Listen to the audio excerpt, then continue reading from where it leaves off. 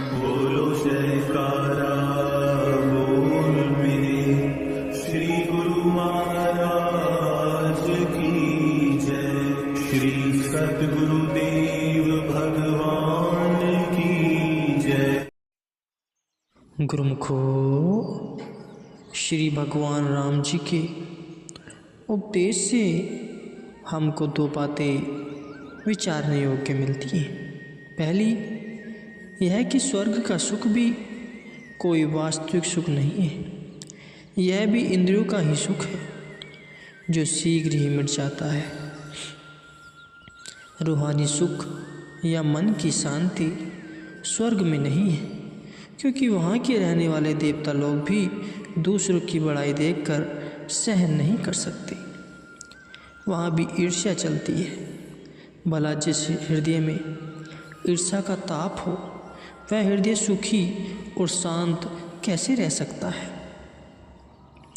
रूहानी शांति का कार्य तो केवल मनुष्य शरीर के अंदर ही पूर्ण हो सकता है। यही कारण है कि स्वर्ग में रहने वाले देवता लोग भी मृत्युलोक में आने और मनुष्य शरीर धारण करने की इच्छा रखते हैं। जैसे भगवान ने कहा है, सुर दुर्लभ अर्थात मनुष्य शरीर देवताओं को भी मिलना दुर्लभ है। अब सोचना चाहिए कि यह मनुष्य अपनी हस्ती से कितना भूला पड़ा है, जो बार बार स्वर्ग की ही रट लगाया जाता है। संतों का मार्ग इतना महान व ऊंचा मार्ग है कि उस पर चलने वाला जीव अगर अपने मार्ग से गिर भी जाए तो वह गिरता गिरता भी स्वर्ग में ही गिरेगा। परंतु उसकी अपेक्षा संसार में जो सकामी पुरुष है और कामना सहित शुभ कर्म कांड में लगे रहते हैं, वे उस मार्ग पर चलते चलते अंत में स्वर्ग तक ही पहुंच पाते हैं। स्वर्ग से आगे न उनकी कोई मंजिल है न ही कोई कमाई है।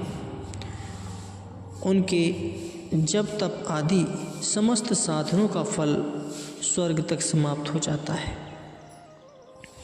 संतों का उपदेश है कि हे मनुष्य, जिस स्वर्ग को तू अपने जन्म का सिद्धांत समझता है, वहाँ के रहने वाले तेरी जगह पर आने के लिए तरस रहे हैं। अब तुझे सोचना चाहिए कि यह जन्म कितना कीमती है और इस जन्म में तुझे क्या करना है। गुरुमुखो, श्रीमद् भागवत गीता का प्रसंग है।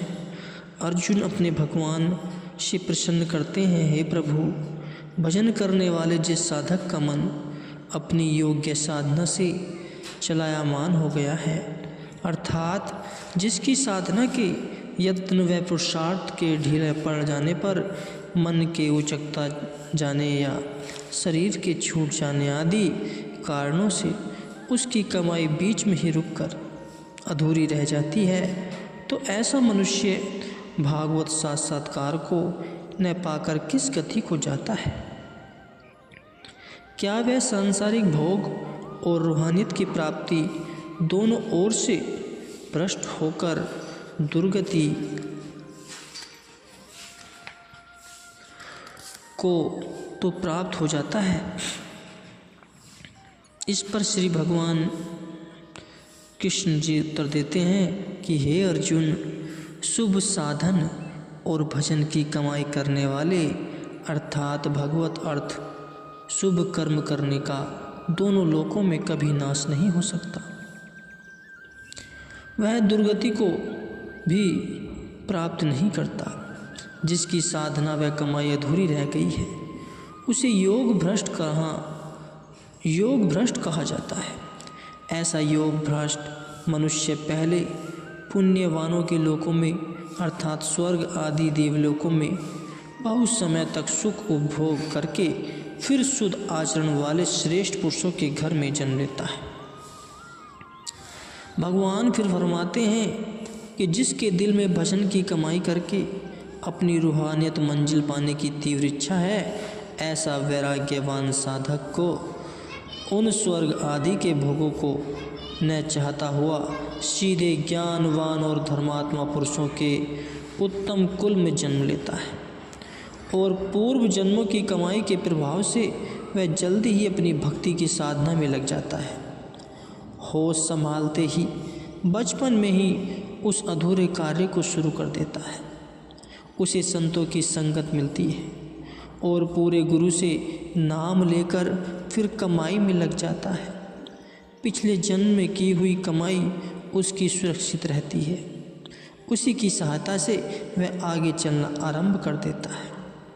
अब सोचना चाहिए कि जिस स्वर्ग को पाने के लिए सांसारिक लोग अनेक जप तप आदि शुभ कर्म करते हैं और न उन कर्मों के फलस्वरूप उनको जो स्वर्ग भोग मिलता है, वह संतों के बख्शे हुए नाम या शब्द की कमाई करने वाले जिसकी किसी कारणवश साधना अधूरी रह जाती है, ऐसे योग भ्रष्ट साधक को तो वह स्वर्ग का भोग एक तरह से दंड में ही मिलता है।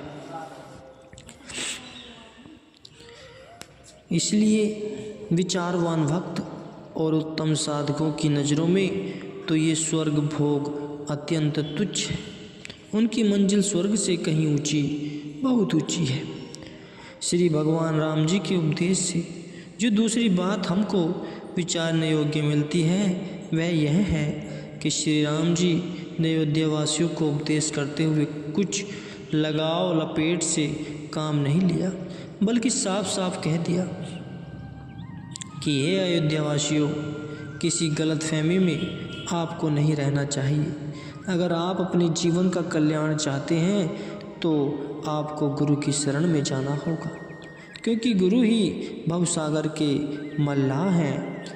उनके बिना मनुष्य शरीर की नैया भवसागर से पार नहीं हो सकती।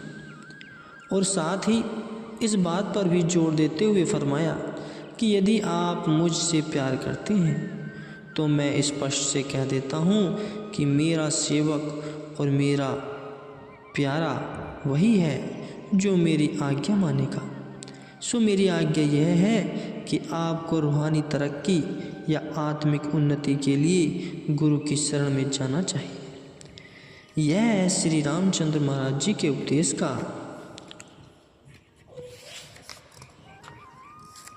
सिद्धांत और निचोड़, जिसका वर्णन हम कर चुके हैं। और यह सत्य भी है, क्योंकि जो वस्तु जिस स्थान में मिलती है मनुष्य उस स्थान पर पहुंचता है। यह कुदरत की रचना भी एक बाजार के सदृश है, जहाँ हर प्रकार का सौदा मिलता है। इस बाजार में एक दुकान भक्ति मुक्ति भी है, जिसकी चाबी संत सदगुरु के पास है। वे जिसे चाहे यह सौदा दे दें। उनके बगैर किसी दूसरी दुकान से यह सौदा मिल नहीं सकता। जैसे कि संसार में हम देखते हैं, अगर किसी का काम बैंक में है तो उसको बैंक में ही जाना पड़ता है। यह कार्य किसी दूसरे महकमे में जाकर नहीं हो सकता। इसी प्रकार अगर किसी का कार्य डाकखाने से संबंधित है तो वह कार्य रेलवे विभाग के अधिकारी से मिलकर सिद्ध नहीं हो सकता। भाव यह है, जो कार्य जिस विभाग के साथ संबंधित है वह कार्य उसी विभाग के कर्मचारियों से मिलकर ही पूर्ण हो सकता है। यह बनी बनाई बात है। इसी प्रकार भक्ति मुक्ति के महकमे के इंचार्ज अधिकारी संत सदगुरु हैं। भक्ति मुक्ति का जो कार्य है उसकी पूर्ति के लिए हमको संत सदगुरु की शरण में जाना ही होगा। यह दुर्दरगाही मर्यादा है जो अनादिकाल से बंधी हुई रचना चली आ रही है। दूसरा कोई मार्ग नहीं है जिस पर चलकर मनुष्य का रूहानी कार्य सिद्ध हो सके।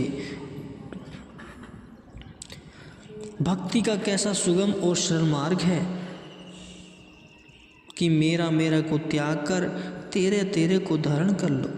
जिस काम फिर काम बनाया है, मगर हम हैं जो नाहक इस हकीकत को सुनकर घबराते हैं कि कोई सब कुछ हमसे छीन ले। यह भ्रम हमको सताता है।